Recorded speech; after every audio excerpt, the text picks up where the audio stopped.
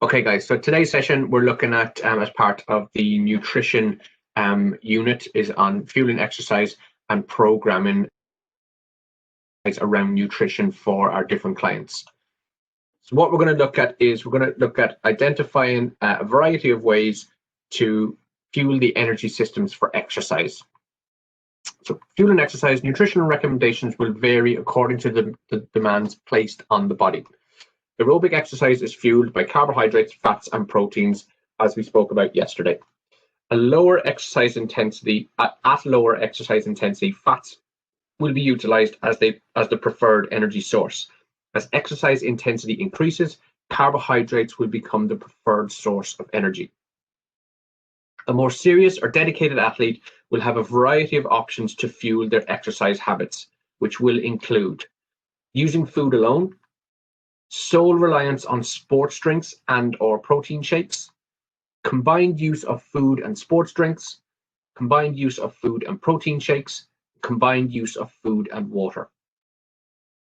So now, when we look at these different options to fuel exercise, we can kind of look at what type of client that we've got, first of all. So if we've got just a general client who's coming in for general health and fitness, which of these options do you think we would go for when it comes to fueling their exercise? Combined use of food and water.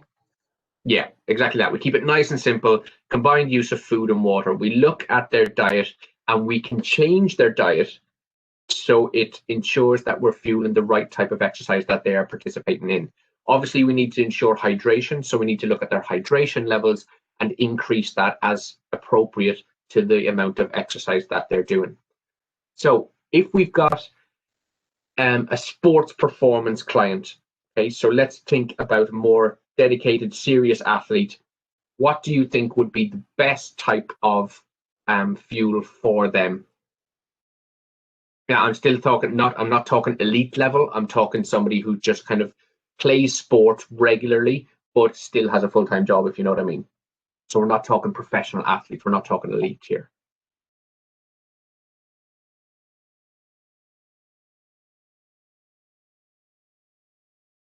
Sorry. Anybody? Little bit of a trick question. Surely they still need the combined use of food and water. They definitely need the combined use of food and water. Go on. Would you be recommending sports drinks? Possibly, yeah. So sports drinks and potentially, it's going to be controversial, protein shakes. So it depends on the amount of exercise that they're doing. So as I said, it was a bit of a trick question for you, apologies, but we can then start to introduce things like sports drinks. And in my opinion, last resort would be protein shakes. Okay, so we would need to look at what type of training that they're doing. So for example, if we've got an endurance athlete, no need for protein shakes. So if we've got somebody who participates in long distance running, maybe we've got somebody who regularly participates in marathons, half marathons, things like that, we would introduce food and water, obviously, we would be looking at, but then we would also maybe be thinking about things like sports drinks. So if somebody is on a long run, for example, they maybe have a sports drink with them, or they pick up a sports drink on the way where they would refuel for the actual event and carry on with that event. Things I would put like energy gels in that bracket as well when it comes to sports drinks. An endurance athlete, we should be able to get the correct amount of protein in their diet through, the correct amount of protein required for them through their diet. Now, if we've got somebody who is more a strength-based athlete, so a power lifter or a bodybuilder, then we would maybe looking down the line of protein shakes because of the amount of protein that they need to get into their body. If you look online, there's various different bodybuilders, etc., out there who are, smashing protein shakes. But the thing is, they're probably getting paid for it because they're basically branding different protein shakes and things like that. So we can look at an individual's diet. We can see how much protein we can get into their diet through the use of food alone. But then if they're training maybe twice a day, we would maybe have to supplement that with a protein shake, for example, here and there. Okay, we'd also need to look at their routine as well. So if we've got a bodybuilder who works full time as well, are they able to have a meal every 2 to 3 hours throughout the day to fuel? So maybe a protein shake might be a good way just to kind of fuel nice and quick so they can still carry on with their day-to-day routine. Okay, any questions on any of that, guys? Does anybody here take protein shakes? Anybody on the call take protein shakes? Yeah, I do. You do? Okay. Yeah. Can I ask why? Just to get more protein in my diet. Really. So I could do it with food, obviously, but it's a bit easier. Say that again, sorry? I could do it with just food, but it's a bit easier having like a protein shake in the morning or something. Yeah. So instead of, is it like a meal replacement rather than on top of a meal? Yeah, replacement really probably. Meal replacement, yeah. Okay, yeah. So I get that. So I think with the protein shake that you're taking, does it have carbohydrates in it as well, or is it pure protein? Not a lot. It's about 2 grams probably. Okay. So yeah. So it's like, so somebody like yourself, how many times a day are you training, or what's your training routine like? Twice probably. So gym and football. Okay, so you're hitting gym and football training, like so. Some days you're doing 2 sessions a day. Okay, so somebody like yourself, then we would maybe looking at a protein shake, because obviously you're working full time as well. Yeah. So then, it's kind of a meal replacement side of things rather than on top of your meal. What we find is people are having like all their meals and they're chucking protein shakes in on top of that. But if it's like first thing in the morning, say you're starting work at 6 a.m. and you don't have time for a decent breakfast, then something like a protein shake. I would be looking at your carb intake at that time of day as well, maybe trying to up that slightly, carbohydrate intake. And maybe that could be through like, slice of toast, that sort of thing, whole meal toast. So you're getting some carbohydrates in there as well as the protein that you need. So yeah, it's quite interesting because a lot of people just kind of go, oh yeah, I'm doing this amount of training, protein shakes, protein shakes, protein shakes. And they're getting in too much protein in the diet. So we just need to be careful with it, but it is very individual. So guys, be careful when you start to work with your clients when it comes to especially strength-based clients who are working on with a lot of weight training. I wouldn't be recommending protein shakes until you go down the route of food first. Does that make sense? Yeah. Cool. Okay. So fueling anaerobic and aerobic exercise. So what we're looking at here is aerobic exercise, so things like endurance, longer time where a person is working out, and then the anaerobic side where it's without oxygen. So a 100-meter sprint and a 200-meter sprint. Not a massive amount of difference between the amount of time that they are participating in it, but if you think about it, it is double the time. So for a 100-meter sprint, let's look at the elite level. 100-meter sprint is around 10 seconds. A 200-meter sprint is around the 21 seconds. So we can see the fuel that's required and the difference between the two. So for a male who's running 100 meters, 21% of that activity is aerobic and 79% of that activity is anaerobic. For a female, it's 25% aerobic and 75% anaerobic. Now we can see if we double the distance, how that changes. So aerobic now jumps to 28% for a male and 72% anaerobic. And then for a female, it's 33% aerobic and 67% anaerobic. So when we fuel these, so fuel for this event, we need to think about are we looking at fats, carbohydrates, fuel for this individual? Okay, so if I'm fueling for 100-meter sprint and a 200-meter sprint, which one would I be given more carbohydrates for, the 100-meter sprint or the 200-meter sprint? Remember back to the first slide, we said about fats fueling a certain type of activity, and then as the intensity increases, we move towards more carbohydrates. Is it the 100 meters? Yeah, yes. So we'd be pushing more carbohydrates in for the 100 meters, maybe a little bit less carbohydrates in for the 200 meters. Now that's a very, similar example because, 100 meters and 200 meters, there's not a huge difference in the distance, but we're doubling the amount of time that we're actually working for. So we'd need to push more carbohydrates in for the 100-meter sprint than we would for the 200-meter sprint. Okay.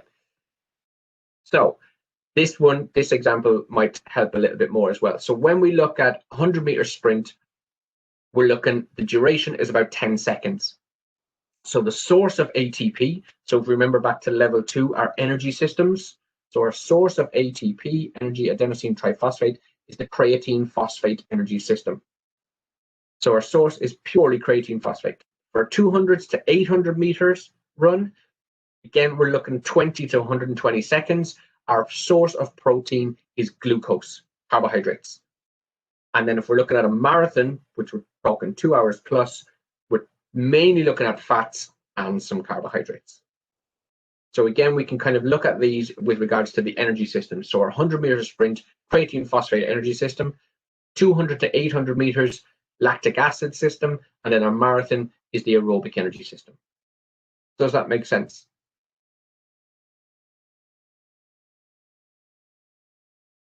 So how we fuel these, creatine phosphate energy system will fuel, creatine phosphate will fuel the creatine phosphate energy system. Carbohydrates will fuel the lactic acid system, and then fatty acids and some carbohydrates will fuel the aerobic energy system. Okay, the relationship between nutrition and physical activity. Foods which provide energy. So carbohydrates, proteins, and fats. The amount of exercise an individual gets will influence their nutritional status and overall health. In turn, diet and nutritional status can influence physical performance. Fitness will reduce the risk of chronic diseases such as coronary heart disease and obesity. Client goals may vary from general health improvements to competitive events. Nutrition will play a major part in the achievement of all types of physical goals. So, if we've got a client who is just looking to improve their general health, nutrition will play a major part in that. If we've got a client who has got competitive goals, so running marathons, playing different sports, etc., again, nutrition is going to play a major part in achieving those goals.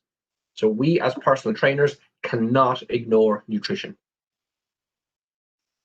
So which fuels are used and when? So the exercise intensity we've got in the left-hand column, so rest, moderate intensity activity, and severe, so high intensity activity. So when we look at rest, our sources of ATP, so fuel and rest, 10% of it is carbohydrates, 86% of it is fats, and 4% of it is protein in the form of amino acids. Moderate intensity activity, 48% would be carbohydrate, 50% would be fats, and 2% would be proteins. And then when we look at high intensity activities, 100% of it is carbohydrates, no fats, no proteins. So we look at, so obviously we can kind of go in between moderate and high intensity. So those percentages will vary again, but this is just a general kind of view of how our carbohydrates, fats, and proteins fuel the intensity that we work at. So carbohydrate as a fuel for exercise. Pre-exercise, so before an exercise session or an event.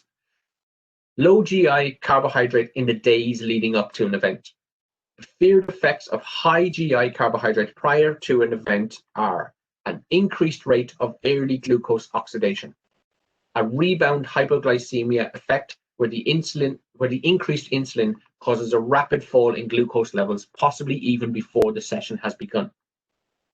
So just to recap this, so what we're aiming for in the days leading up to an event is low glycemic index carbohydrates. Okay, so you may have heard of it before as carb loading. So loading carbohydrates into the system for the event that's going to happen maybe at the weekend.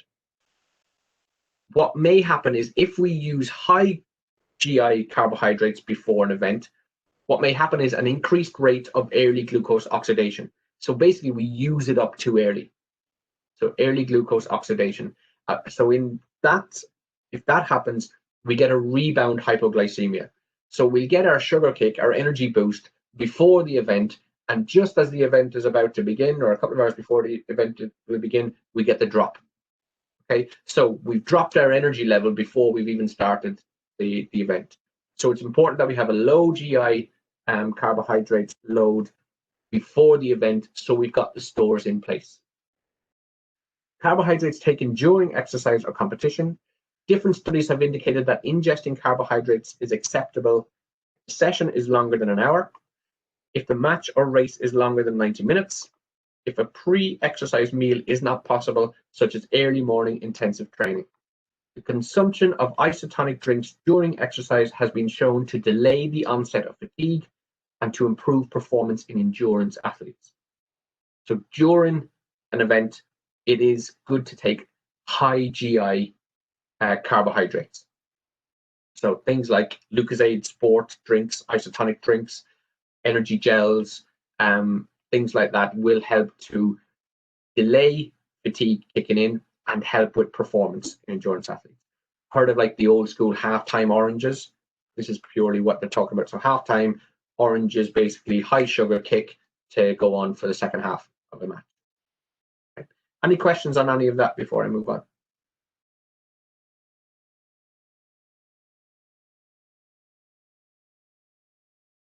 Okay. So post-exercise meal guidelines. After intensive exercise, the muscles are more sensitive to the effects of insulin, thus enabling a more efficient replacement of lost glycogen. This process is particularly evident during the first 2 hours following the training session. So, high glycemic index carbohydrates post-exercise. What that will do is, so in the first 15 minutes after you train, by taking a high GI carbohydrate in, it will increase your glucose availability, so you'll get a sugar lift. It will also then increase the insulin. Because of that sugar coming in, insulin will increase as well. You'll get increased glucose uptake, so we get the energy into the systems that require it.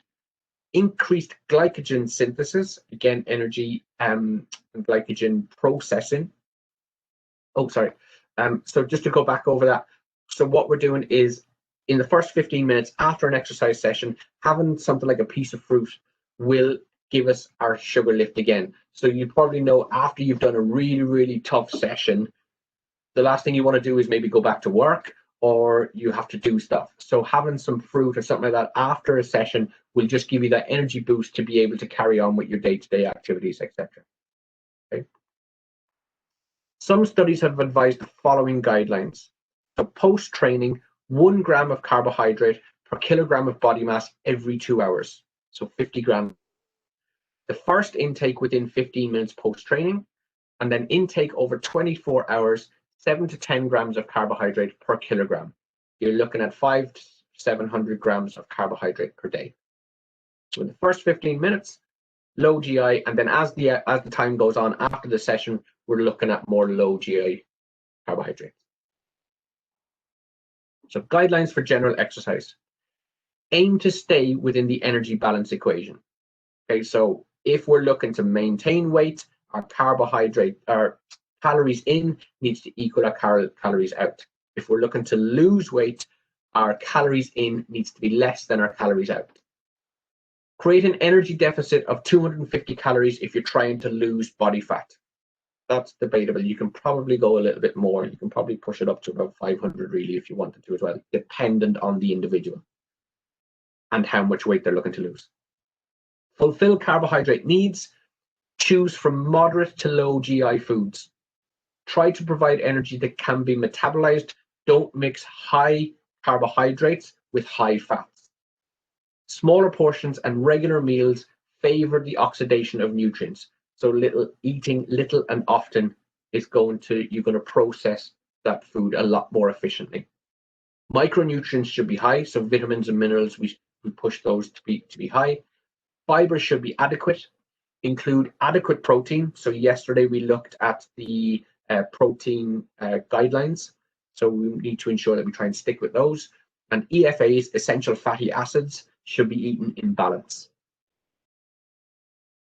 Okay, basal metabolic rate. Calculating basal metabolic rate, use the variables height, weight, age, and gender. Actually, just before I move on to this, has anybody got any questions on what I just did previously?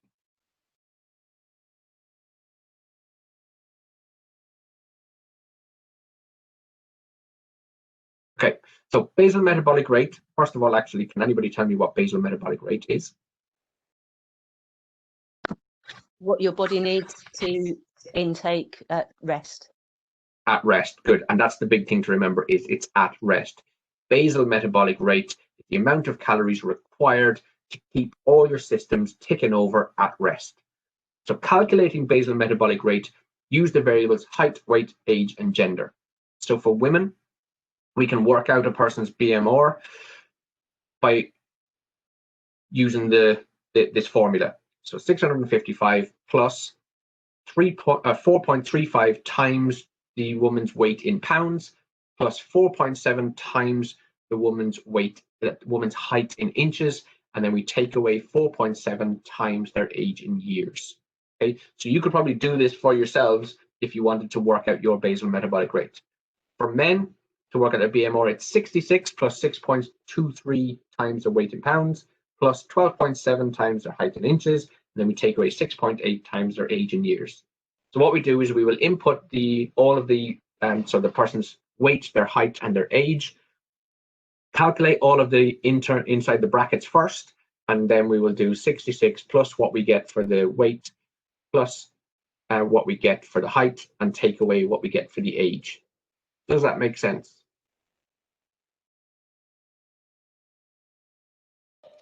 Where did they get the first numbers from? You know, Good the question. 6.5 and the 66. I don't know. That's a good question. This is basically being calculated. So researchers and scientists and that quite a while ago, I'm talking like 40, 50 years ago, something like that. This is the calculation that we've been given. I have no clue where they came up with it, but this is how they've kind of figured it out. On average, okay, and we're talking about the average male and average female. On average, a man, it's about 2,500 calories it will work out as. For a female, it works out around 2,000 calories. And I don't know why the difference. With women, it's 655, but then for men, it's 66. But if we look at the calculation for weight in pounds, for women, it's only 4.35 times the weight in pounds. For men, it's 6.23 times the weight in pounds. And then for the height, for women, it's only 4.7, but for men, it's 12.7 times the height. I don't know myself how they've come up with it, but this is what we've been given. I've never seen a question asked in the exam about these individual calculations, okay? But I have seen a question asking about the averages for a man and an average for a woman. So 2,500 for a man, 2,500, or 2,000 for a woman, okay? Now, if we wanted to work out what a person's daily calories they required, we can look at their activity, the amount of exercise or activity that they're doing. So for somebody who's doing little to no exercise, we would multiply their BMR by 1.2. So it's somebody who maybe works during, being able to carry out their day-to-day activities, so it's not just at rest. So we work out their BMR and then we multiply it by 1.2. For somebody who does a light exercise 1 to 3 days a week, we multiply their BMR by 1.375. Moderate intensity multiplied by 1.55. Heavy, so 6 to 7 days a week, so we work it out and multiply it by 1.725. And then for very heavy, so intense workout twice a day, so you're looking at multiplying it by 1.9. You're nearly doubling the amount of calories that they actually require. Does that make sense to you guys? Yeah. Cool. Yeah. So MyFitnessPal, that app that I keep mentioning, if you put all your details, I don't know if anybody uses it. I've used it before to kind of test it out. And you put all your details and everything in it, and it calculates it for you. But it also can do a calculation. So, for example, if somebody wants to lose weight, you can kind of put in how much weight they want to lose, and then it will do a calculation as to how many calories they require to be taken in. Okay, but you can do this yourself with your clients using this formula. Okay. So programming and goal setting. Any questions before we move on?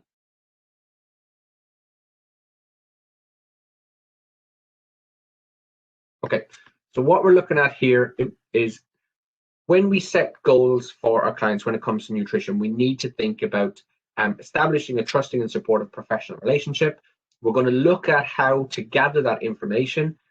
Then we're going to talk about setting and achieving goals. So this will help with your case studies, and then talking about keeping all that information confidential. So consultation, communicating, and goal setting. So we need to establish a trusting and supportive professional relationship with our clients.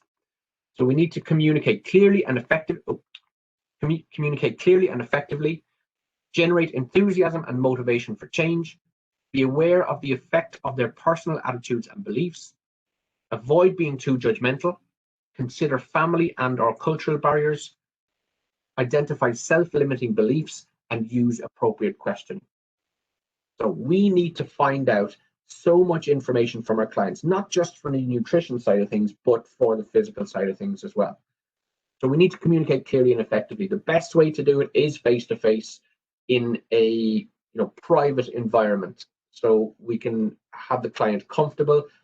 Obviously, the way things are at the moment, face-to-face might not be achievable, but we need to make sure that that communication is clear. Generate enthusiasm and motivation for change. You are there for that client, so you need to be motivated that you want to help that client as well. Be aware of the effect of their personal attitudes and beliefs. Okay, so if you've got a client, and we've had it before, we've got a client who comes in, who might come in and they are hell-bent on having protein shakes. We need to be aware of that. Don't just cut them off at the knees and say, no way, you're not having protein shakes. Try and find out a little bit as to why they feel that they need them so much, and then we give our advice. We don't say this is what you have to do. Okay, we give them our advice off the back of it. So avoid being too judgmental. Consider family and/or cultural barriers. So we need to think about different cultures. So for example, things like Ramadan, that sort of thing, we need to be really aware of those things when we are looking at an individual's nutrition. Identify self-limiting beliefs. So what that person believes they can and cannot achieve. So we need to be aware of it. We need to be aware if they've got these support mechanisms around them to help them to achieve their goals. And then use appropriate questioning. So we try to use open-ended questions as much as we can to gather more and more information and probe the information that they give you as well. Try to dig a little bit deeper and ask a little bit more questions, not just what's on the sheet of paper. So briefly describe your eating habits, for example, and they give you just basic what an average breakfast, lunch, evening meal is. Dig deeper into it, ask them more questions. Do you have the same breakfast every day, or does it change? Do you have breakfast at the same time of day, or does it change? Etc. Any questions on any of that? Or do any of you struggle with gathering that information from your clients?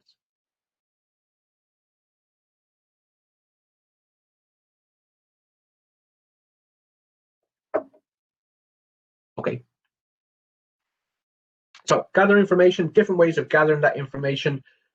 We can use a questionnaire. So lifestyle questionnaire, PARQ form, medical questionnaire, nutritional questionnaire, different types of questionnaires that we can use. Be careful with questionnaires, because sometimes when you, like the PARQ, for example, when we spoke about it the other day, if you give a client the PARQ to fill out, they can lie on it. So if you're giving somebody like a lifestyle questionnaire to bring home with them and fill it out, again, what they put on there can be the truth and sometimes it's not. So just be careful when you're handing out questionnaires with that side of things. It's best to do them with the client. Food diary, obviously something that you're going to use now as part of your case study. So with the food diary, we need to really make sure that we lay down the law, as in we need absolutely everything that they eat and drink go onto that food diary, okay, over 7 days. What I tend to do with my clients, and this is just me, but what I say to do is, you can lie on it if you want, and you can leave stuff out, but it's not going to benefit me and it's not going to benefit you in the long term, because I will look at your food diary and I will look at it and I'll think absolutely brilliant, keep doing what you're doing. However, every 2 days they're having a McDonald's, for example, and they're not putting it on, that is not going to help them to achieve the goals that they want. Plus, they're paying me good money to assess this, so they're just wasting their money in the long term.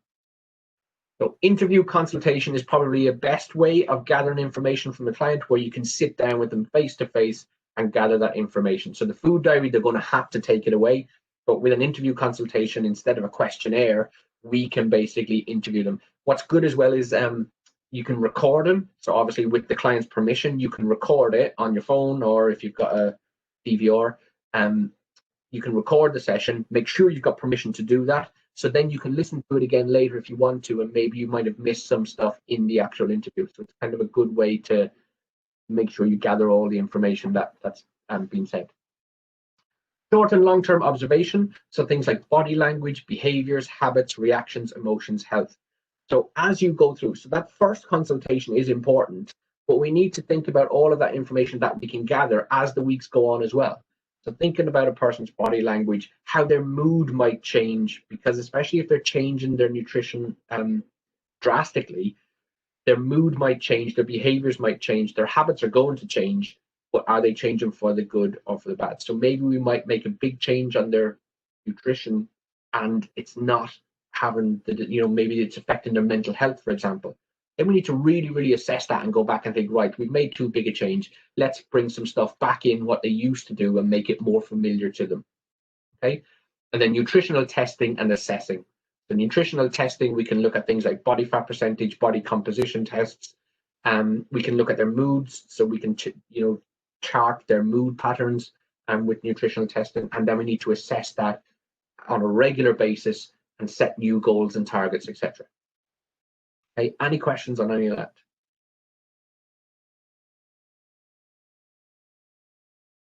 So hopefully you're now starting to see the level of detail you need to go into as a personal trainer.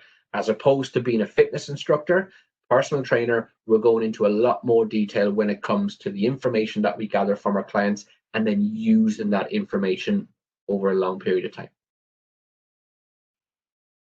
Okay, keep information confidential.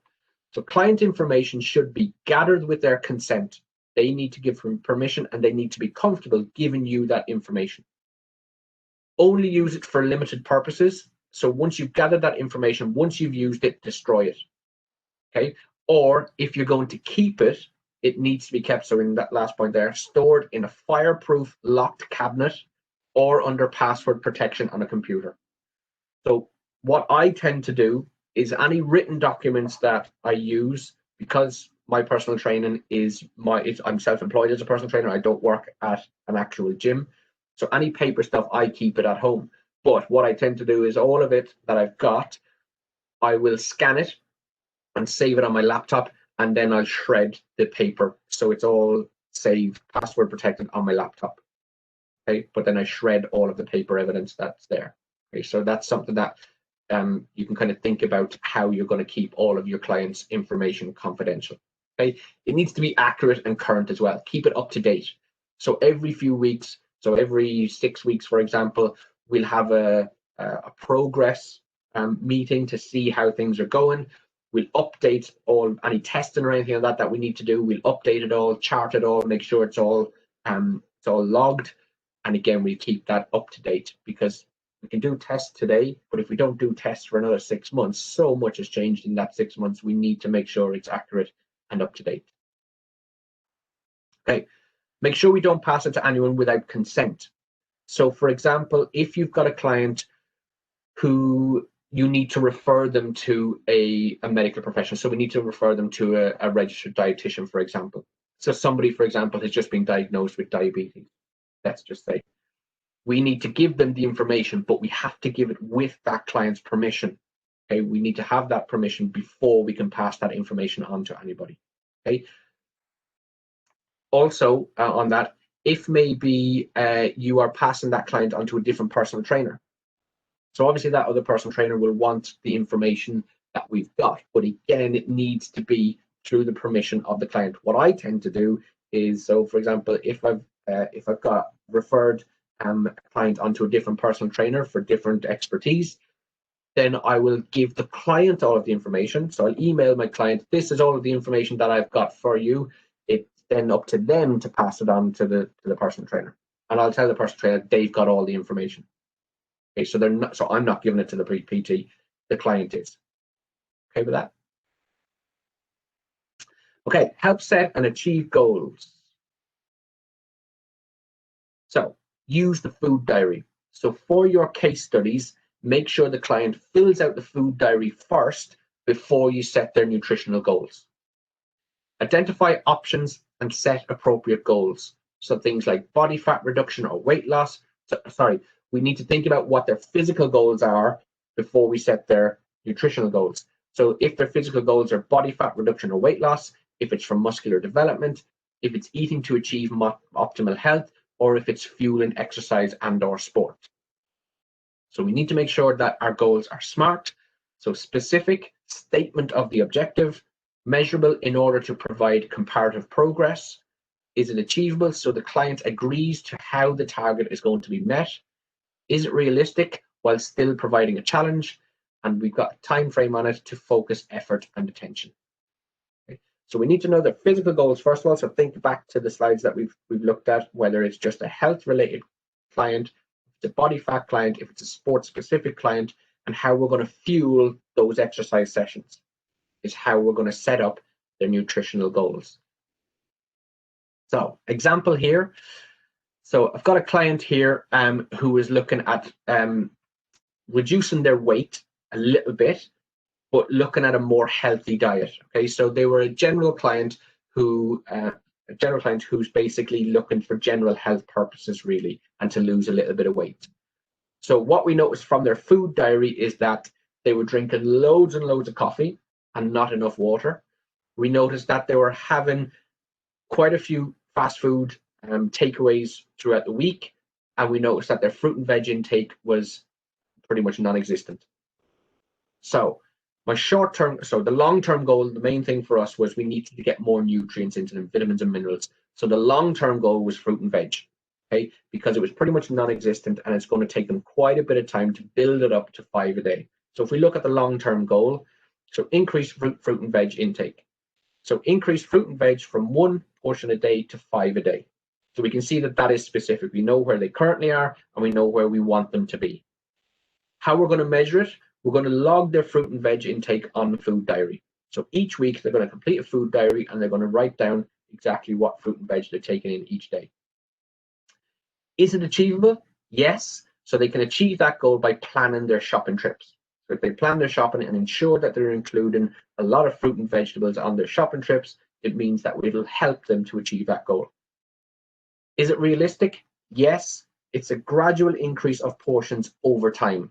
Okay, and then the time frame I've got on that is the middle of February. So the 15th of February 21, I've set as a goal for them to achieve that.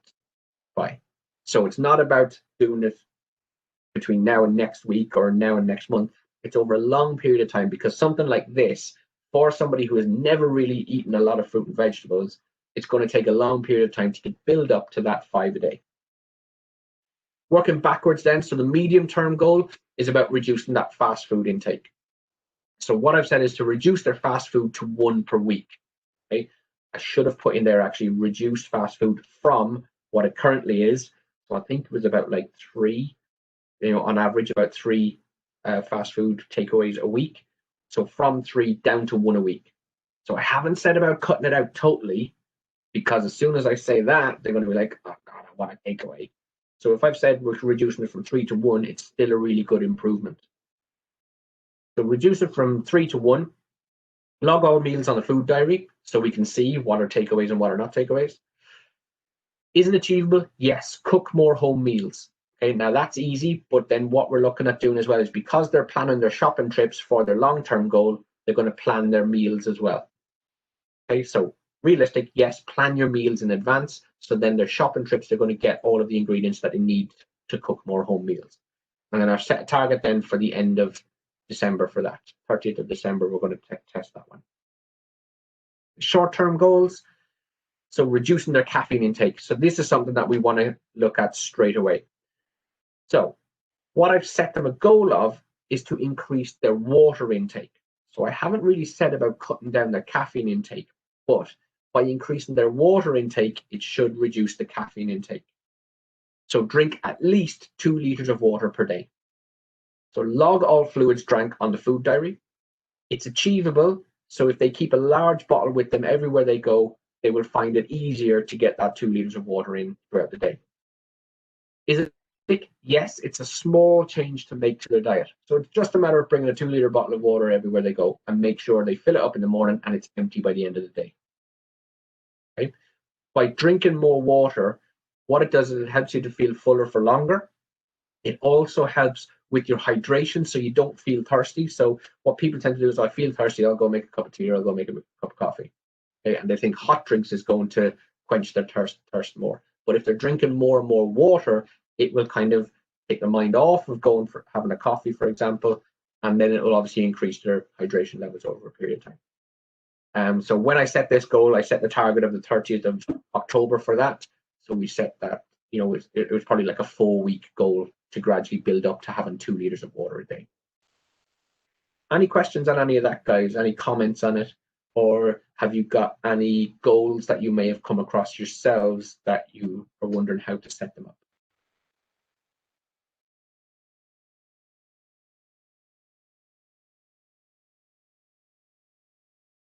Nope. Great. So consultation, communicating, goal setting, motivational strategies.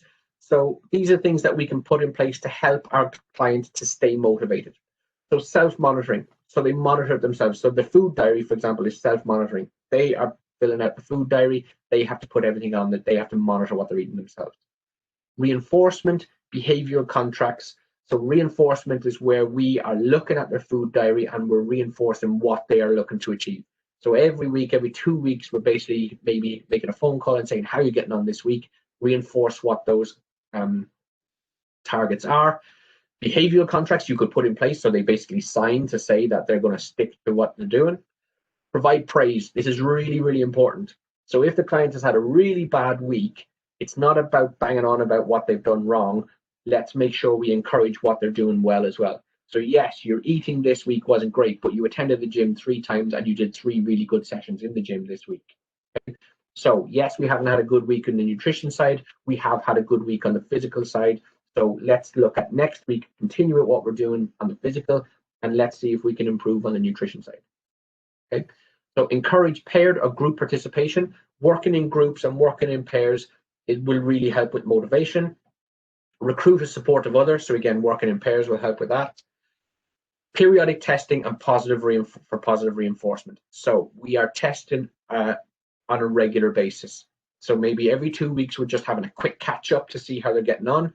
But then obviously depending on how long their short, medium and long-term goals are, we're going to test regulatively for that positive reinforcement. Even if they don't achieve that goal, but they've made improvement, we make sure we positively reinforce what they're doing.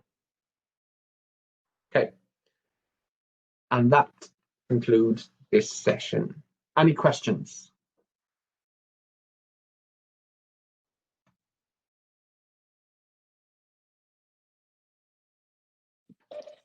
No, I think that's pretty straightforward, isn't it? Cool. Yeah. But if you do have any questions, guys, as always, just let me know.